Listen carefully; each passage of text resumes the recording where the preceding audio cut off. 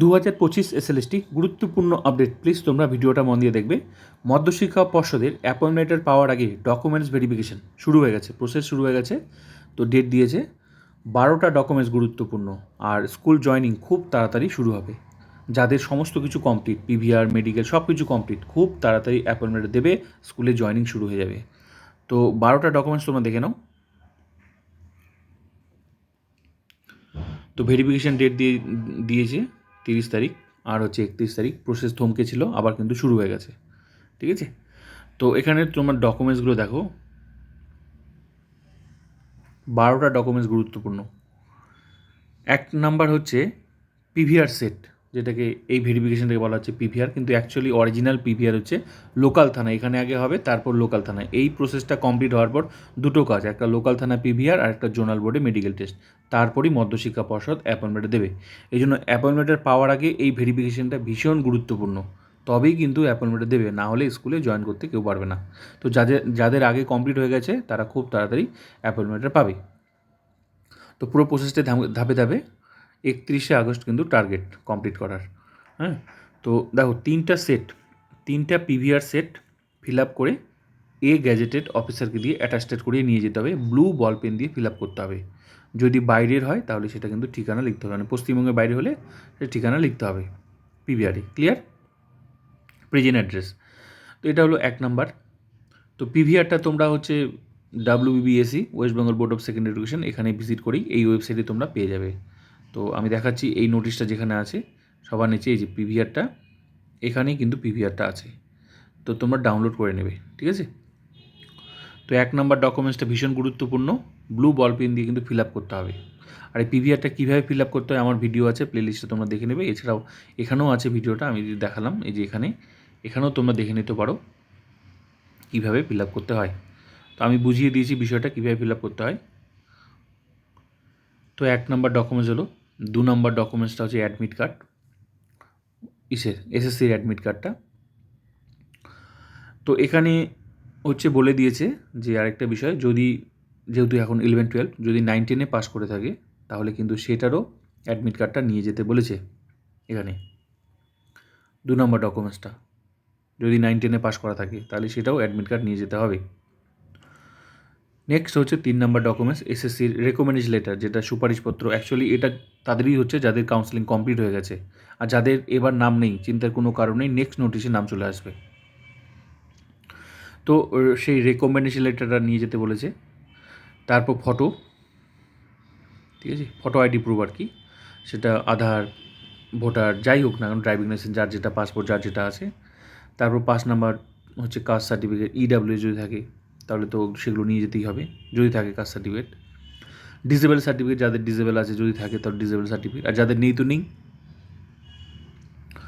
এবার হচ্ছে 7 number document, ছবি লাগবে। যে ছবিটা হচ্ছে এখানে রেকমেন্ডেশন লেটারে যে ছবিটা আছে সেই ছবি, কিন্তু সেম ছবি, কারণ রেকমেন্ডেশন লেটার আর অ্যাপয়েন্টমেন্ট লেটারের ছবি কিন্তু সেম হতে হবে, তার জন্য সেই সেম ছবি কিন্তু নিয়ে যেতে হবে। ভীষণ গুরুত্বপূর্ণ এই জিনিসটা, অনেকে কিন্তু খেয়াল করে না, ভাবে যে ছবি নিয়ে গেলেই হলো। তো সেম ছবি, কারণ ছবি থাকবে, যেমন রেকমেন্ডেশন লেটার দিয়েছে সেখানে যে ছবিটা আছে ওরকমই একটা ছবি আবার লাগবে, দুটো নিয়ে যেতে বলেছে, ঠিক আছে। কারণ এখানে বলে দিয়েছে এই বিষয়টা কিন্তু অনেকেই খেয়াল করে না, সেম যে ছবিটা রেকমেন্ডেশন লেটারে আছে, সুপারিশপত্রে আছে। ক্লিয়ার? এবার হচ্ছে অ্যাডমিট কার্ড, মাধ্যমিকের, এটা হচ্ছে বয়সের প্রমাণপত্র হিসেবে মাধ্যমিকের অ্যাডমিট কার্ড। যদি অ্যাডমিট কার্ড, বার্থ সার্টিফিকেট দেখালেও হবে, ঠিক আছে। এবার হচ্ছে 8 নাম্বার হলো, 9 নাম্বার হচ্ছে মার্কসের সার্টিফিকেট, যেহেতু 11-12 তো মার্কসের সার্টিফিকেট নিয়ে যেতে হবে,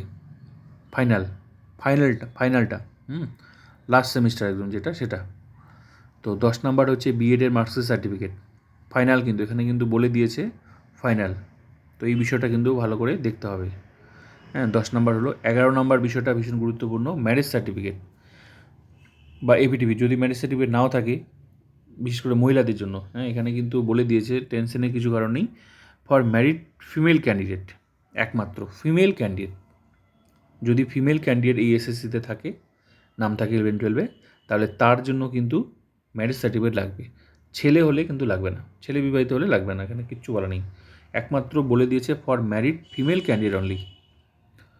যদি ছেলে বিবাহিত হয়ে থাকে তাহলে কিন্তু তার লাগবে না, শুধুমাত্র বলেছে যে ফিমেল ক্যান্ডিডেট, এই বিষয়টা অনেকেই কিন্তু লক্ষ্য করে না।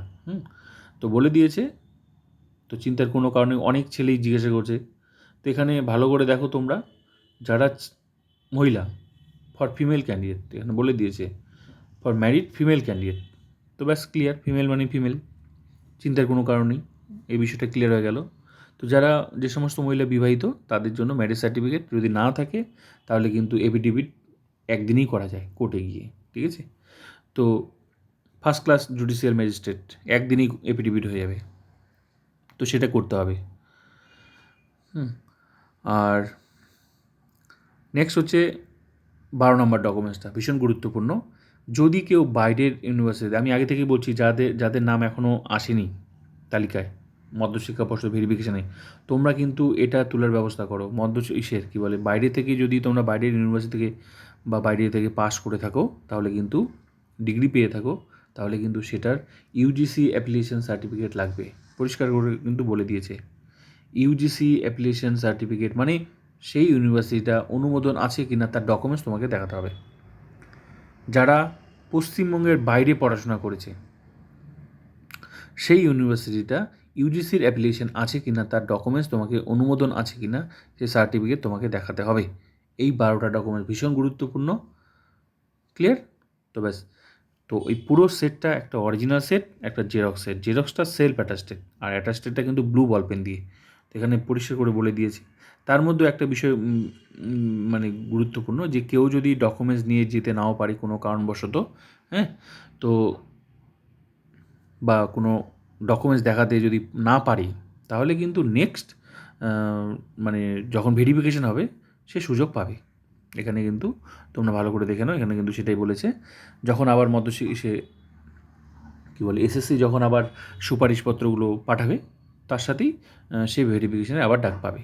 তো সুযোগ আছে, তো সেটা তো পরের ব্যাপার। তো সবাই তো চাইবে যে আগেই হয়ে যাক, ঝামেলার মধ্যে কেউ যাতে না পড়ে। তো তোমরা দেখে নাও বিষয়টা। তো অরিজিনাল সমস্ত সেট হচ্ছে অরিজিনাল, আর হচ্ছে অরিজিনাল যা আছে সমস্ত কিছু অরিজিনাল, সঙ্গে হচ্ছে জেরক্সটা সেলফ অ্যাটাস্টেড কিন্তু বলে দিয়েছে ব্লু বল পেন দিয়ে করতে হবে।